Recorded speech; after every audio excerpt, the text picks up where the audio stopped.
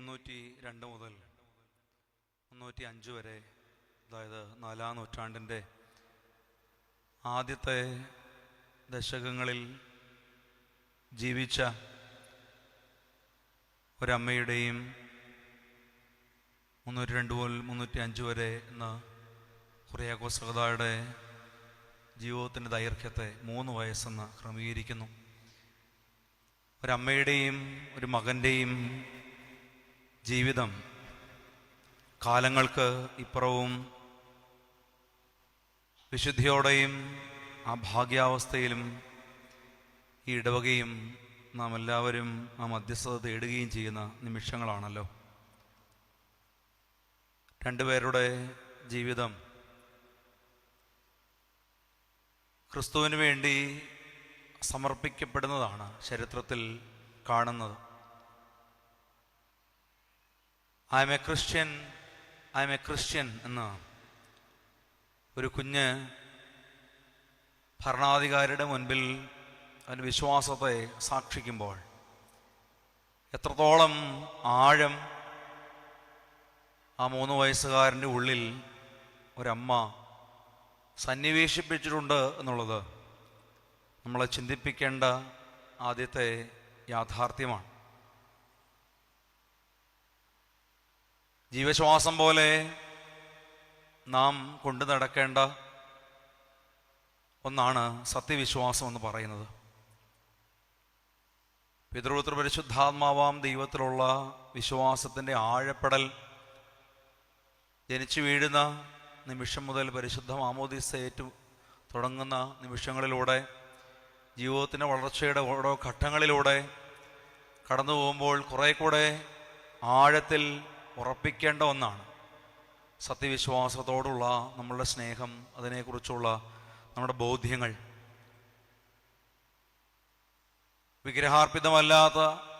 വിഗ്രഹാർപ്പിതമായ ഒന്നിനെ പ്രണമിക്കണം, ആ ബലിയർപ്പണത്തെ അംഗീകരിക്കണമെന്ന് പറഞ്ഞുകൊണ്ട് രാജാവ് കൽപ്പന പുറപ്പെടുവിക്കുമ്പോൾ അതിനെ നിരസിക്കുന്ന യുലിത്തിയമ്മയെ രാജാവിൻ്റെ ഭരണാധികാരിയുടെ മുമ്പിൽ കൊണ്ടുവരികയാണ്. ആ വിശ്വാസത്തെ, അന്ധവിശ്വാസത്തെ സ്വീകരിക്കണമെന്ന് പറയുമ്പോൾ ആ അമ്മയുടെ മറുപടി എൻ്റെ ചെറിയ കുഞ്ഞു പോലും ഇതിനെ നിഷേധിക്കുമെന്നാണ്. അങ്ങനെ ആ കുഞ്ഞിനെ രാജാവിൻ്റെ മുമ്പാകെ, ഭരണാധികാരിയുടെ മുൻപാകെ വന്ന് വീണ്ടും വിഗ്രഹാർപ്പിതമായ അന്ധവിശ്വാസത്തെ വിശ്വാസം ഏറ്റെടുക്കുമോ എന്ന് ചോദിക്കുമ്പോൾ കുഞ്ഞിൻ്റെ നാവിൽ നിന്ന് വരുന്ന വാക്കാണ് ഐ എം എ ക്രിസ്ത്യൻ. എത്രത്തോളം ആഴം ആ 3 വയസ്സുകാരനിലേക്ക് സത്യവിശ്വാസത്തോടുള്ള സ്നേഹം ഒരമ്മ സംവദിച്ചിട്ടുണ്ട് എന്നുള്ളത് നമ്മളെ ചിന്തിപ്പിക്കേണ്ടതാണ്. ഇന്നത്തെ കാലത്ത് പുതിയതായി വരുന്ന ഏത് അംശങ്ങളെയും, അത് നവീനമായ സാങ്കേതികമായ ഏത് ഉപകരണങ്ങളെക്കുറിച്ചും, ഈ കാലത്ത് ആർട്ടിഫിഷ്യൽ ഇൻ്റലിജൻസിൻ്റെ കാലത്ത് അതിനെക്കുറിച്ചും, ആ AI-യുടെ സാങ്കേതിക വിദ്യയെക്കുറിച്ചൊക്കെ നമ്മുടെ കുഞ്ഞുങ്ങൾക്ക് ആഴത്തിൽ അഭിപ്രായങ്ങളും സ്നേഹവും അറിവും ഒക്കെ ഉണ്ട്. നമ്മൾ പറയും, കുഞ്ഞുങ്ങൾ മൊബൈൽ എടുത്താൽ പറയും ഞങ്ങളെക്കാളൊക്കെ അവർക്ക് അത് ഉപയോഗിക്കാൻ അറിയാമെന്ന് പറയും.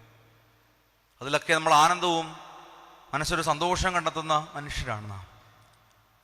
പക്ഷേ എൻ്റെ മകനിൽ സത്യവിശ്വാസത്തിൻ്റെ ആഴം ഇത്രമേലുണ്ട് എന്ന് കാണിച്ചു കൊടുക്കാൻ ആത്മധൈര്യമുള്ള മാതാപിതാക്കൾ എത്രയുണ്ട് എന്ന് ചോദിച്ചാൽ അതൊരു ചോദ്യചിഹ്നമായിട്ടോ നമ്മുടെ ശിരസ് കുനിക്കുന്ന അനുഭവത്തിലേക്കോ മാത്രമേ കൊണ്ടുപോകത്തുള്ളൂ എന്നാണ് എൻ്റെ വിചാരം. അതുകൊണ്ട് ഈ കാലത്തിലും നമ്മുടെ മക്കളിലേക്ക് നൂതനമായ സാങ്കേതിക വിദ്യയുടെ അറിവും പ്രാഗൽഭ്യവും കൊടുക്കുന്നത് അനിവാര്യമാണ്. പക്ഷെ അതിനപ്പുറത്തേക്ക് പരിശുദ്ധാത്മാവിൻ്റെ വെളിച്ചം ആയിരിക്കുന്ന, ജനിച്ച് ജീവിച്ച് കടന്നു പോകുന്ന സത്യവിശ്വാസത്തോടുള്ള സ്നേഹം, അതിനെക്കുറിച്ചുള്ള അറിവ്, യേശുക്രിസ്തു രക്ഷിതാവാണ് എന്ന് ഏറ്റുപറയാനുള്ള ആർജവം നമ്മളിലേക്ക് കൊണ്ടുവന്ന് ചോദിച്ചാൽ അത് നമ്മൾ തന്നെ പരിശോധിക്കേണ്ട, ആത്മപരിശോധന നടത്തേണ്ട ചിന്തയാണ്. ഈ പെരുന്നാളിൽ സംബന്ധിക്കുമ്പോൾ നമ്മിലേക്ക് ആ സംഭവ വികാസങ്ങൾ കടന്നു പോകണം. ഒരമ്മ ഒരു കുഞ്ഞിനെ കൊണ്ട് നിർത്തിയിട്ട് വിശ്വാസം പറയുമ്പോൾ മടികൂടാതെ അത് ഏറ്റുപറയുന്ന, വിളിച്ചു പറയുന്ന, ലജ്ജയോ പരിഭവമോ ഇല്ലാതെ, ഭയമോ ഇല്ലാതെ ധൈര്യത്തോടെ ഞാൻ ക്രിസ്ത്യാനിയാകുന്നു എന്ന് പറയുന്നൊരു ആർജവമുണ്ടല്ലോ, അതിലേക്ക് വളരാൻ നമ്മുടെ പഠനങ്ങൾ, നമ്മുടെ ആത്മീയ ജീവിതം നമ്മളെ സഹായിക്കണം.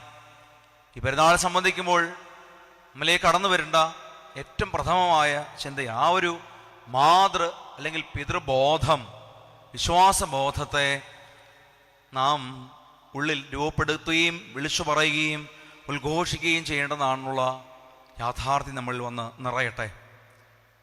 രണ്ടാമത്, സഹോദരന്മാരുടെ ജീവിതത്തെക്കുറിച്ച് പിതാക്കന്മാർ പറയുന്ന ഇസ് എ പാസ്റ്റൽ മിസ്റ്ററി എന്നാണ് പറയുന്നത്. പെസഹായ്ക്ക് തുല്യമായൊരു രഹസ്യമെന്നാണ് അതിനെ പറയുക.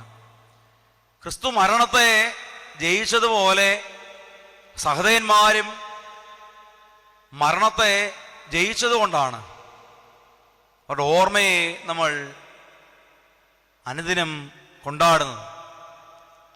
ക്രിസ്തു എങ്ങനെയാണോ കുരിശുമരണത്തിലൂടെ സാത്താനെയും മരണത്തെയും ജയിച്ച് ജീവനിലേക്ക് കടന്നത്, അതുപോലെ കുഞ്ഞു സഹതായും സഹതയന്മാരും ശുദ്ധിമതികളും ഒക്കെ മരണം കൊണ്ട്, രക്തസാക്ഷിത്വം കൊണ്ട് ജീവനിലേക്ക് പ്രവേശിച്ചവരാണ്.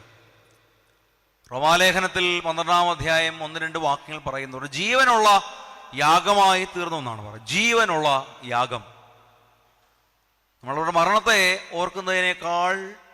അതിനേക്കാളോ അതിനപ്പുറമോ നിറയുന്ന ഒന്നാണ് അവരുടെ ജീവിതത്തെ, ജീവനെ കൊണ്ടാടുക. നമുക്കറിയാം എങ്ങനെയാണ് അവർ ജീവിച്ചത്, എങ്ങനെയാണ് അവർ ക്രിസ്തുവിലേക്ക് നടന്നെടുത്തത്, ജീവിതം കൊണ്ട് ഏതൊക്കെ വഴികളിലൂടെ അവർ സഞ്ചരിച്ചു എന്നുള്ളത് നമ്മളെ ചിന്തിപ്പിക്കേണ്ട അനുഭവമാണ്.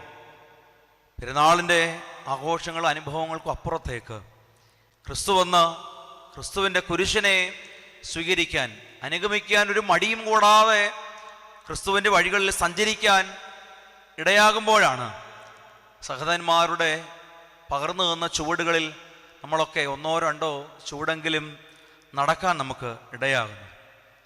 കുരിശെടുക്കുക എന്ന് പറഞ്ഞാൽ സഹനമാണ്. നമുക്ക് ജീവിതത്തിൽ സഹനം വരുമ്പോൾ നമ്മൾ പരിഭവപ്പെട്ട് വീണുപോകുന്ന മനുഷ്യരാണ്. അതൊരു ചെറിയൊരു രോഗമാണെങ്കിലും പരാജയമാണെങ്കിലും നമ്മൾ അതിലേക്ക് പെട്ടെന്ന് ജീവിതത്തോടെ നിരാശ തോന്നുന്ന അനുഭവങ്ങളാണ്. വിഷാദത്തിൻ്റെ തലങ്ങളിലേക്കൊക്കെ കടന്നു പോകുന്ന മനുഷ്യരാണ്. പക്ഷെ ക്രിസ്തു വന്ന കലയോളം വളരാൻ, ജീവിതത്തെ സമർപ്പിക്കാൻ ഇടയാകുമ്പോഴാണ് അതൊരു രഹസ്യമായി മരണത്തെ വെല്ലുന്ന അനുഭവങ്ങളിലേക്ക് ജീവിച്ചുയരാൻ നമുക്ക് ഇടയാകുന്നു. സഹനത്തെ ജീവിതം കൊണ്ട് പുൽകാൻ നമുക്കിടയാകണം. എന്നും ജീവിതം സന്തോഷം മാത്രമേ സമ്മാനിക്കുള്ളൂ എന്ന് വിചാരിച്ചു തുടങ്ങിയാൽ ജീവിതത്തിൻ്റെ പരാജയങ്ങളെ, നഷ്ടങ്ങളെ, വേദനകളെ അഭിമുഖീകരിക്കാൻ നമുക്കും നമ്മുടെ കുഞ്ഞുങ്ങൾക്കും നമ്മുടെ തലമുറകൾക്കും വളരെ പ്രയാസം അനുഭവപ്പെടുക. അതുകൊണ്ട് ജീവിതത്തിൽ വിശപ്പുണ്ട്, ദുഃഖമുണ്ട്, വേദനകളുണ്ട്, രോഗമുണ്ട്, ദുരിതമുണ്ട്, പരാജയങ്ങളുണ്ട്, നഷ്ടങ്ങളുണ്ട് എന്ന് ബോധ്യപ്പെടുത്തി വളർത്തുമ്പോഴാണ് എല്ലാത്തിനെയും ഒരു സന്തുലിതാവസ്ഥയോടെ, തുലനമായ അവസ്ഥയിലൂടെ കൈകാര്യം ചെയ്യാനും അഭിമുഖീകരിക്കാനും നമുക്കിടയാകും. അതുകൊണ്ട് സഹനത്തെ ഇഷ്ടപ്പെടുന്ന മനുഷ്യരായി തീരുവാൻ, അതിന് ഏലിയാസ് തിരുമേനി ഒരിക്കൽ കണ്ടുമുട്ടുമ്പോൾ എന്നോട് ചോദിച്ചതാണ്, അംഗീകരിക്കാനാണോ അവഗണിക്കപ്പെടാനാണോ ഇഷ്ടം എന്ന് ചോദിച്ചപ്പോൾ എൻ്റെ ചെറുപ്രായത്തിൻ്റെ ബലഹീനത കൊണ്ട് പറഞ്ഞു അംഗീകരിക്കപ്പെടാനാണ് ഇഷ്ടം. അദ്ദേഹം പറഞ്ഞു അംഗീകരിക്കുന്നതിനേക്കാൾ അവഗണിക്കപ്പെടാൻ ഇഷ്ടപ്പെടണമെന്ന്. അന്നു മുതൽ ആ വാക്യം ഇങ്ങനെ ഉള്ളിൽ നിറയുന്നുണ്ട്. ഈ തലമുറകളോടും അംഗീകാരം മാത്രം ആഗ്രഹിക്കുന്ന മനുഷ്യരോടും പറയാനുള്ളത് അംഗീകരിക്കപ്പെട മാത്രമല്ല, അവഗണനകളെയും സ്വീകരിക്കുന്നിടത്താണ് ജീവിതത്തിന് വിജയങ്ങളുണ്ടാകുന്നത്, ജീവിതത്തിന് അർത്ഥമുണ്ടാകുന്നത്. എല്ലാറ്റിനെയും തുല്യമായ അവസ്ഥയിൽ സ്വീകരിക്കാൻ നമുക്ക് ഇടയാകുന്നത്. വാക്കുകൾ ചുരുക്കട്ടെ.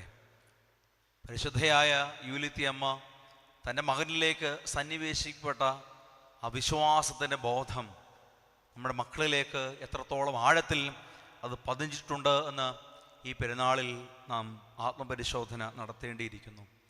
ജീവിതത്തിൽ നഷ്ടങ്ങൾ മാത്രമല്ല, സന്തോഷങ്ങൾ മാത്രമല്ല, നഷ്ടങ്ങളും പരാജയങ്ങളും വേദനകളും സമചിത്തതയോടെ സ്വീകരിക്കുന്നിടത്ത് ഒപ്പം കർത്താവിൻ്റെ കുരിശോളം അവിടെയാണ് പ്രശംസ എന്ന് കണ്ടെത്തുവാൻ വിശുദ്ധന്മാരെ പോലെ, ശുദ്ധിമതികളെ പോലെ നമുക്കും ഇടയാകട്ടെ എന്ന് മാത്രം പ്രാർത്ഥിച്ചുകൊണ്ട് വാക്കുകൾ ചുരുക്കുന്നു. ദൈവം നമ്മെ എല്ലാവരെയും അനുഗ്രഹിക്കട്ടെ.